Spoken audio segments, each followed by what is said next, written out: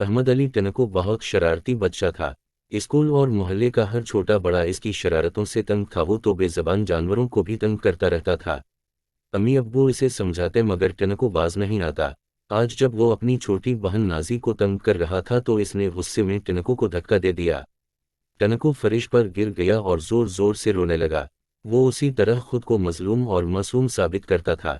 اس کے رونے کی آواز سن کر دادی اماں اپنے کمرے سے نکلیں اور رونے کی وجہ پوچھی تو ٹنکو نے جھوٹ بول کر خود کو بے قصور ثابت کر دیا۔ دادی اماں نے اس کی بات پر یقین کر لیا اور نازی کو ڈانٹ کر چلی گئیں۔ نازی ایک اچھی اور سمجھدار لڑکی تھی، وہ خاموش رہی اور امی کو اصل بات بتا دی۔ شام کو جب ٹنکو گھر سے باہر گلی میں گیا تو اچانک اس کی نظر ایک بلی پر پڑی جو اپنے 2 بچوں کے ساتھ وہاں سے گزر رہی تھی۔ جاری ہے، اسے دیکھتے ہی ٹنکو کی آنکھیں شرارت سے چمکنے لگیں۔ اس نے جلدی جلدی زمین سے پتھر اٹھائے اور تاک تاک کر بلی کو مارنے لگا۔ 2-4 پتھر بلی کو لگے اور ایک پتھر بلی کے چھوٹے بچے کو بھی لگا تو وہ تینوں خوف زدہ ہو کر بھاگ گئے۔ امی نے اسے کئی بار سمجھایا تھا کہ بے زبان جانوروں کو تنگ نہ کیا کرو، یہ بات اللہ تعالیٰ کو پسند نہیں، مگر ٹنکو یہ باتیں کہاں سمجھتا تھا۔ آج ٹنکو اپنے کارنامے پر بہت خوش تھا۔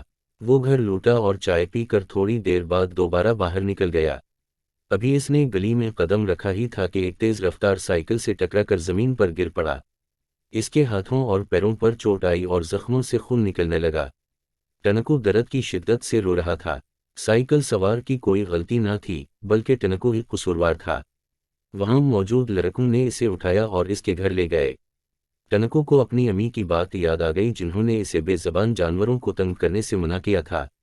ابو فوراً اسے ہسپتال لے گئے اور مرہم پٹی کروائی۔ ٹنکو کو اپنی غلطی کا احساس ہو گیا تھا۔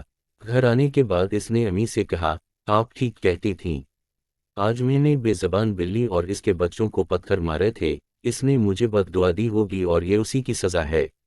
امی نے پیار سے ٹنکو کے سر پر ہاتھ پھیرا اور بولیں، بیٹا، اگر تمہیں اپنی غلطی کا احساس ہو گیا ہے تو تم توبہ کرو اور آئندہ ایسی حرکت نہ کرنے کا عہد کر لو۔